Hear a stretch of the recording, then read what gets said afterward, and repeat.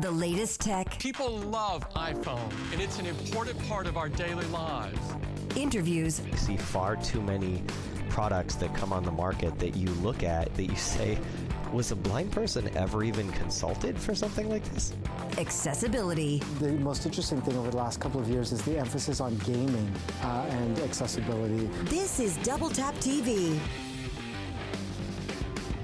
Hey everybody, welcome to Double Tap TV. I am Stephen Scott. And I am Marc. Stephen, this week we are going to be jumping, proverbially, into the kitchen. Oh, right. Oh, literally into the kitchen? Well, no, not exactly literally, but we're going to be talking about the kitchen and some of the hacks and some of the cool tech that make the kitchen more accessible to people who have any kind of disability, really. Okay, I have to say I'm so glad you said guest coming on, because I'm not sure I'd be the right person to ask about this one, Marc. Well, let's remember, a couple years ago, we did do a kitchen episode. We talked about some of your bump-ons. We talked about your Nespresso machine where you can feel the pod. Hopefully it doesn't, cut off your finger as we throw some B-roll up of that episode. But there's a lot of things in the kitchen I find that, the kitchen's like that center point, right? It's the hub in a household where everybody gets together, whether it's for a meal in the morning, whether it's lunchtime or it's dinner. I think that the kitchen really becomes the focal point of most homes. Is that the case for you? Well, yes, it is. I mean, it is the place I like to go and eat, and I do eat a lot, so it is an ideal location. I mean, I spend most of my time staring into the fridge with my Seeing AI app open, going through various products and wondering what it is I can eat, and hoping that it's, ideally not going to walk itself out of the fridge and into my plate, because, it's maybe been lying there for a little while. But I will say that I do use a lot of technology now in the kitchen, a lot of accessible technology I didn't do before, and I'll be interested with our guest today to find out if it's similar for her. And okay, hang on a second. I've heard of people having multiple dishwashers, having maybe 2 ovens so they can accommodate cooking. But you do know that people, even if they aren't blind, they can use your microwave too, right? You don't need a separate one for people who can see and a separate one for people who can't. No. Just to be very clear, I have a very strict rule in my house. My food is mine, and everyone else's food is theirs. So yes, it's not. So you can't even cook your own food in another microwave. It has to be your microwave. It's my microwave, and you can deal with whatever is left behind. But I will say this. Wow. Here's the great thing. When you buy a microwave that's not labelled up, yes, you can stick a bump on it, maybe at the 1 minute or 5 minute mark, and that's all fine. But actually the best trick, whatever you buy with knobs on it, is to use a timer on your smartphone, on your watch. Use your Lady A or your Lady G. And all I do is I just turn the knob as far as I can. And it doesn't matter if it's set to 10 minutes and I only need it for a minute. I just use my Siri or my Lady A, did I say her name? And that allows me to time it. So that's the little hack that a lot of people don't realise. You can just buy the cheapest device out there. I am Scottish. That is what I will do. Normally we bring our guest on in the second half of the show, Stephen, but I'm so excited to welcome our guest, Mary Mammoliti. She is the host of Dish with Mary, debuting its 3rd season on AMI TV on March 16th. She's also the host of Kitchen Confession, a podcast you can find on any podcast platform of your choosing. Mary, you are absolutely, when it comes to the kitchen, all I think about is Mary Mammoliti. Welcome to Double Tap TV. Oh, I'm so excited to finally be here and with both of you. I've been waiting for this day. Oh. I've been counting the minutes. I'm sorry about that. Were you using a smart device to count the minutes? Because that could have been a very, very long time, as you just heard from Stephen. That's the problem. That's the problem. That was it. This is what I have to put up with Mary all the time. It's great to have you here, Mary. I am so glad that you've decided to join us today. But just to tell us all about how you do what you do in the kitchen. I mean, first off, could you maybe teach Marc and I some tricks? Maybe just me some tricks, like how to cook anything. No, let's save that for. I want to learn more about Mary first. Don't get into the tricks first. Let's find out a little bit about her. Mary, tell us a bit about yourself and how you got to where you are today. Before we met you at AMI, of course. Oh gosh, how I got here. So I wasn't always doing what I'm doing today. I have an eye condition that I hid, and my eye condition is retinitis pigmentosa, and I had to leave the job that I was doing because my eye condition progressed. And I think it's important to say that and to start off with that because this wasn't always the case with me. I was a financial analyst, worked in finance. My dad joke, I have to share it. I went from counting beans to cooking them, right? I know. Hey. Thank you for laughing. But I kind of started there. And when you're told you have zero control over what's happening, it sent me spiraling. I can't speak for anyone else, but it definitely sent me spiraling. And the way I dealt with it was to hide it. And so I did. I hid it. I built a career, but it was at my expense. I was sad. I was afraid all the time because I was afraid of not seeing something, of hurting myself because I'm trying to pretend, and I want to say quote unquote, that I'm normal, right? Because in my mind, that's what normal was. Seeing, you can see everything that's normal. It's not. Being different's cool. Being different's fun. And that's something I didn't understand, right? So then I kind of had to leave my work. Again, it was a decision that was made for me, not by my employers, not by me, by my condition. So once again, my condition has dictated what's going to happen in my life. And I can't stop it. I can't stop it from happening. So went through my period, and I tell this story because it's important to tell it. Now, if someone's heard this story before, they'll know, they'll have heard it. I couldn't leave my house at one point because when my eyesight deteriorated even further, leaving my job, not knowing what I'm going to do now, I had no idea, right? It was the scariest place to be in. And I couldn't even go for a walk by myself around the block. So coming from someone who was hiding everything, very independent, fearless to a point, suddenly became scared, like uncontrollably afraid of leaving my home because I was afraid I was going to get hurt, or I wouldn't see something, or I'd miss a step. So one day, grabbed my phone. I said to my husband, literally, I had my pajamas on, threw my coat on. Thank goodness for Canadian winters. Threw my coat on, went outside, grabbed my phone. I called him at work and I said, talk to me. I'm going to try walking around the block. And he talked to me halfway. He's like, hang up. You got this. I tell you, smoke was coming off the heels of my feet. How quickly I made it home because I'm thinking, oh gosh, I'm by myself. How can I do this? So I made it home. And that was the first step. Second step was I started cooking again.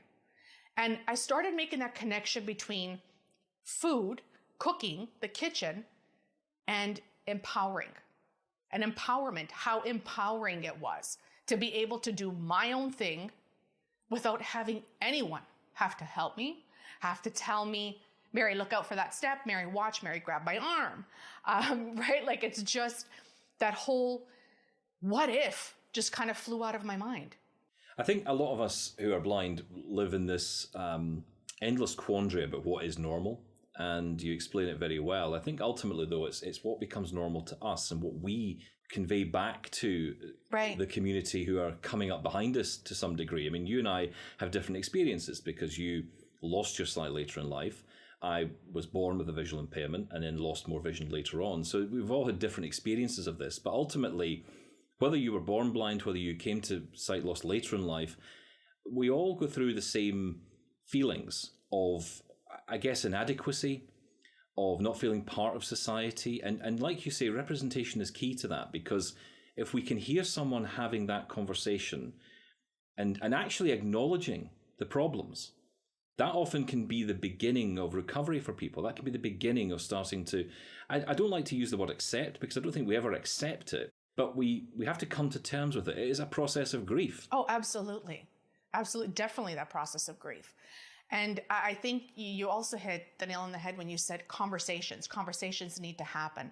You know, and a lot of people have this love-hate relationship with social media, right? But social media is also a great platform to introduce people to our community. Well, I just to pick up on that, because I think that's really interesting. And I think it's also important to acknowledge that there are a lot of people out there who can't. And it's often those people we're talking to.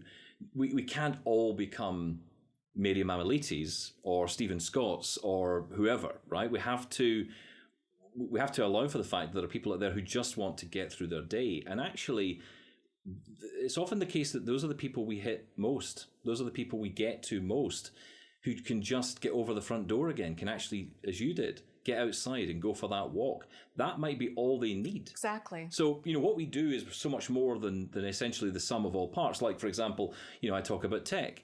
So yeah, people might pick up a phone and try it. You cook in the kitchen. Someone may now attempt to cook something. Equally, they might just say, hey, she can do something. He can do something. Maybe I can too. And that's enough, right? Absolutely. I totally agree. Definitely. And obviously, being a tech show, let's try to make these things blend, right? Let's take a quick break. We're in conversation with Mary Mammoliti. After a break, we're going to dive into the kitchen a bit because I want to see how these two converge. And they definitely converge in ways that I think people don't even realize. Stick around. It is Double Tap TV. You're watching Double Tap TV. Get involved. Follow us at Double Tap On Air or email us feedback@doubletaponair.com. Double Tap TV will be right back. You're watching Double Tap TV. Back on Double Tap TV in conversation with Mary Mammoliti, the host of Dish with Mary on AMI TV and Kitchen Confession, a podcast which you can find on, of course, any podcast platform that you might happen to use today. Mary, it's so good to have you on the show. Obviously, we know we've talked a little bit about you, but we got to talk about the kitchen because I take things for granted because I'm sighted, but there's still a lot of tech in my kitchen, whether it's the Nespresso machine that I hit the button to turn on, or the coffee machine that I grinds my coffee on command with an app that controls it.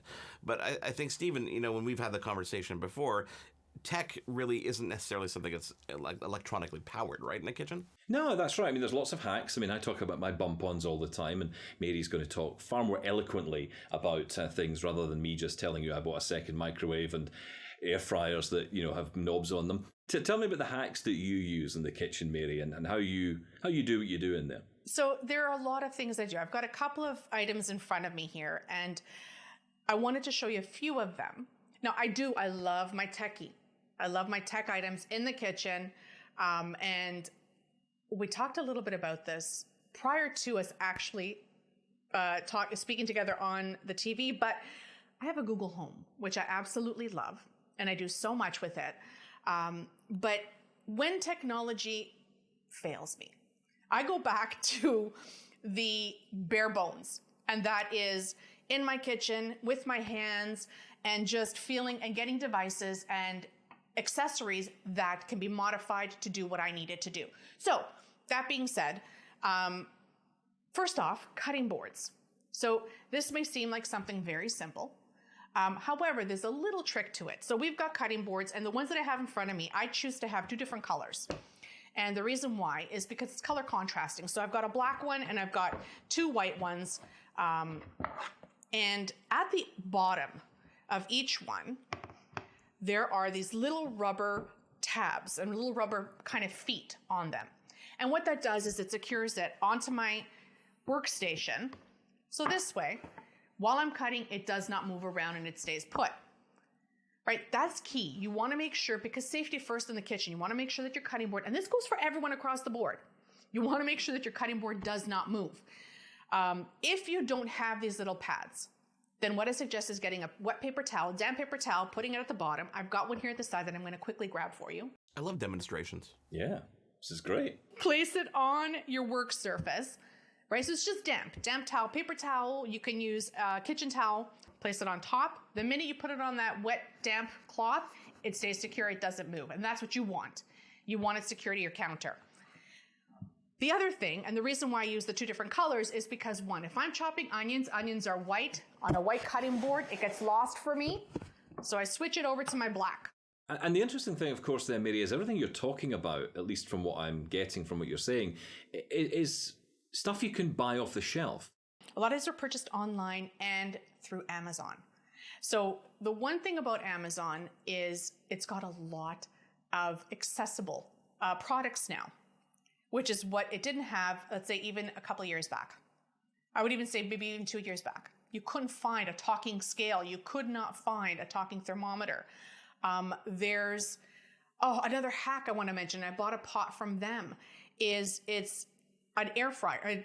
It's a deep frying pot, but you can use it to boil pasta, to boil your eggs, because it's got the basket on the inside. So it's made for deep frying, but you're using it to boil eggs, because then when you lift the basket up, your eggs are in that basket. You don't have to worry about anything. Put it under cold water, you're good to go. Okay, let's take a quick break, guys, and come back and talk about some of the higher hi-fi tech, okay? Because I want to get Mary's take on smart fridges. I want to get her take on these smart coffee makers and all this fun stuff that we can have in our kitchen. It is Double Tap TV. We'll be back in just a moment. Can't get enough Double Tap TV? Subscribe to the podcast and get your fill of Double Tap every day. Visit doubletaponair.com and follow us now. Double Tap TV will be right back. watching Double Tap TV. Back on Double Tap TV with Mary Mammoliti. Mary, before we get into obviously the hi-fi tech, tell people how they can find you, how they can follow you, listen to your podcast, watch your TV show. You can find me online anywhere. Find me on Instagram at Kitchen Confession, no S at the end. You can listen to the podcast, Kitchen Confession, on any podcast player. You can email me. You can go to my website at kitchenconfession.com. You can find me on TikTok, Twitter. I'm everywhere. Just reach out. I love chatting with everyone. Well done. Well done. But I want to talk about some of the kitchen gadgets because a lot of things are getting smarter these days, whether it's an oven or a smart fridge or a smart coffee pot. I mean, there's some... Right. Okay. Hang on. I need to jump in here because, Mary, I feel your pain already on this one. So smart is great. And Mary, I can't wait to hear your take on this. But here's my premise. I think smart is great. Simple is better. It is. It is. Simple is better. I love smart technology. I do. And that's why I was so excited when you guys asked me to come on. And of course, a lot of the challenge there is accessibility, right? I mean, you buy a smart fridge. How accessible is that going to be? Is it going to have speech software built in so that I can, hear what it is saying visually on screen that is being represented? Or, for example, is the app that comes with it, is that going to be accessible? Well, that's the thing. And unfortunately, with a lot of these companies, accessibility is an afterthought. It's not part of the development process. And that's where I think, and it's a bigger problem because it needs to change. It needs to start right at the beginning when you're developing the product to think about accessibility. Like you mentioned, not all smart fridges are accessible. I think very few are because of that same reason. They forget about the accessibility feature of it. And I find that with a lot of electronics for the kitchen is that it's not as accessible as it should be. So what do you use in the kitchen? What tech do you use? Because I know we're really intrigued to learn this. Okay, I know I said I love tech, but there are very, very few. And the reason being is because I rely on myself. Because if that does not work the way it should, I'm stuck. And girls gotta eat. So for me, just little things like I mentioned in my Google Home. That is extremely helpful for me because it helps to turn on my lights. It helps because I need light, a lot of it. I'm low vision, and when things get dim, it's very difficult for me to work around it. So I have my Google Home set up with a whole bunch of little smart plugs to turn on lights. I've also found that the light switch thing, and I know you guys are going to laugh at me, but I hate going somewhere and I have to it's like finding Waldo on the wall to try and find where this switch is. So for me, they have these plates now where you can so do you know the light switch plate? It comes with a night light built in at the bottom. So when the lights are off, this light, turns on at the bottom so I can find that light switch. Same thing with outlets, because in the kitchen, I'm always looking for an outlet. So, I replaced that plate with those lights, or I actually found, they're like night lights, but one side turns into a flashlight, the other just lights up when the lights are turned off. So if there is a power outage, I can use that same device as a flashlight and I have it charged, ready to go. What else do I use? Seeing AI. I use that quite a bit because I love my cookbooks. So I take that photograph and I get it to read it to me, which I absolutely love because let's face it, the font for me is not always great. What else? I know it's not techy, but a magnifying glass, something that magnifies. If you don't have your phone handy, just have something like that handy. But I use my phone for everything, for all of that. I use the flashlight on the phone. I have a smartphone.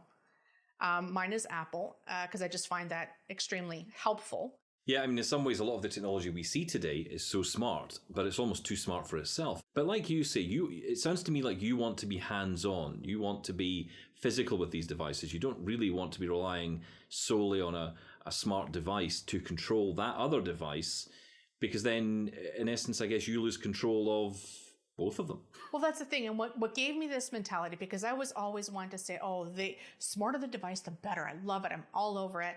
There was an outage, a Rogers outage, when we had that whole power outage go down with Rogers. All systems went down, all services went down. I didn't realize how how much I relied on my smartphone, my smart devices at home. I couldn't get myself to go somewhere, like to get into an Uber or a taxi, because I couldn't call them.